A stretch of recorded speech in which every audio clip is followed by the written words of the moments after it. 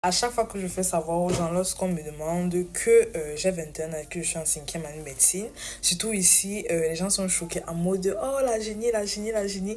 Non, au vu de mes résultats scolaires, je ne suis absolument pas une génie, je suis une élève basique. Et du coup, vu la curiosité que ça se, je me suis dit, pourquoi pas parler de mon parcours scolaire en fait. Et donc, il faut savoir que j'ai eu le bac à 16 ans. J'ai eu le bac à 16 ans parce que j'ai sauté deux classes avant la sixième. Je suis passée directement de la maternelle au CP et du coup, moins un en sixième parce que j'ai fait le CEP au CM1. Voilà. Ensuite, je commence dans ma sixième au collège bilingue La Rosière à Yaoundé, à Damas, où je suis toujours parmi les cinq premiers, vraiment toujours, jusqu'à la troisième où j'ai mon BPC. Et à partir de là, mon père décide de me transférer dans un autre établissement scolaire, donc le collège François-Xavier Vogt, où on entre évidemment par concours, ce que j'ai fait et j'ai passé. Et j'entre pour la seconde C. Donc, je pense que c'était la classe la plus traumatisante de tout mon parcours scolaire, franchement. En plus, avec le système de Vogt, où les gens disaient que oh, ils ont vraiment les fanatiques de la médiocrité. Moi, je vous donne même pas 6 ans dans cet établissement, franchement.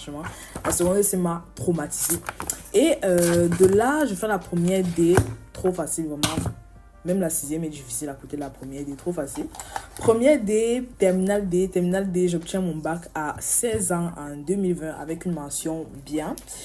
Au départ, j'étais censée faire médecine parce que j'ai toujours voulu faire médecine. J'étais censée faire médecine en Allemagne.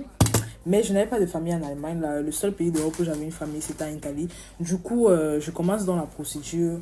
Pas que je commence. J'ai d'abord traîné que non, je vais passer FMSB, même si à la corruption, même si c'est monté, même si c'est descendu, même si je m'appelle King Pack. Je vais passer le concours là.